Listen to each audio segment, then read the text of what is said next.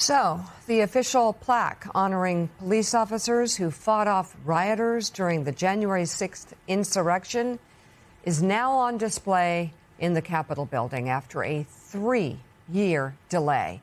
The bronze plaque was quietly installed around 4 a.m. on Saturday morning near the west front entrance of the Capitol. That's where some of the worst fighting took place during the 2021 riot.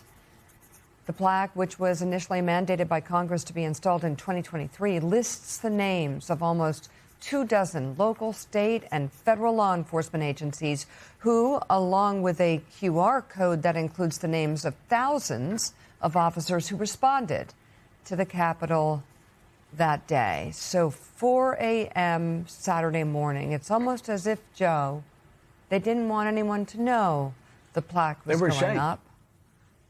Yeah.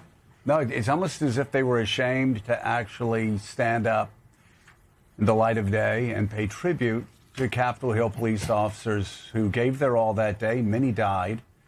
And for those who tried to wildly suggest that those deaths were not connected to what happened on January 6th to them, talk to their families, talk to the family of Brian Sicknick, talk to the police officers that were beaten and abused. And the real disgrace of this, there's so many disgraceful things happening. First of all, that it was passed in 2023 and that Congress has been afraid because it might make Donald Trump mad and might make some of their most radical followers mad. The fact that they were ashamed to put up a plaque in the United States Capitol honoring these police officers that, get this, fought the mob to save the members' lives.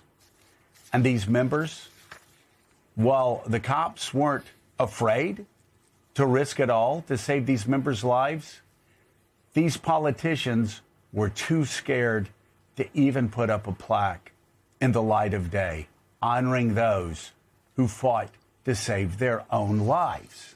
I mean, it's disgraceful. Mike Johnson, again, the man, he'll have to show me where in the Bible he was guided, because he said, you can just look at the Bible and see how I'm guided.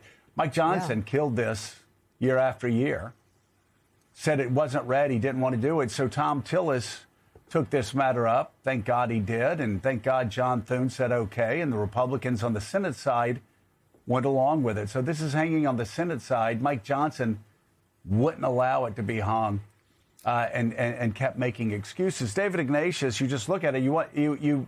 There are some moments of clarity where you're saying, well, this is so much is coming at me so quickly. It's hard. It's hard to put this in perspective, but I think we've talked about two stories today that put it how bizarre and twisted some things are in Trump's Washington. I think there are a couple things we can say this morning that really do put it all in perfect perspective of how strange things have become. Number one, the Russians help the Iranians target Americans to kill them. And the administration, including the president, say, it doesn't matter. We do it too.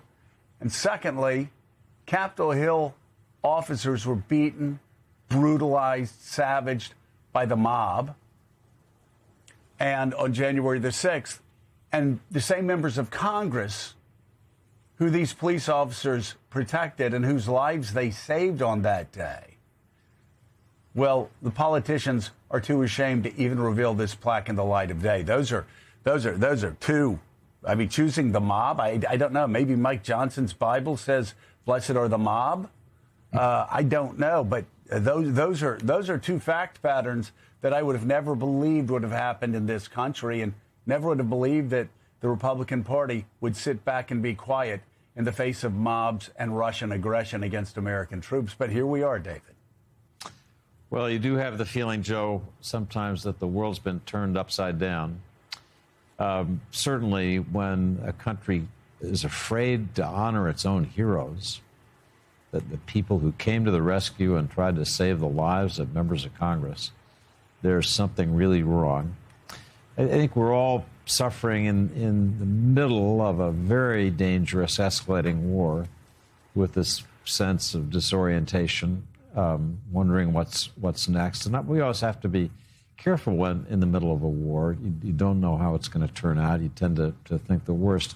But this is a moment where it's really important for a country like the United States to have strong presidential leadership, and for the president to speak honestly, openly, in an unscripted way to the country.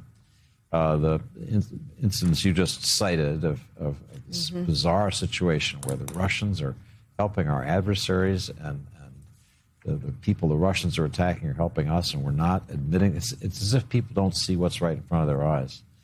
But again, in wartime, things clarify. Takes a while. So we'll look at the end of this week, Joe, and hope to have better clarity.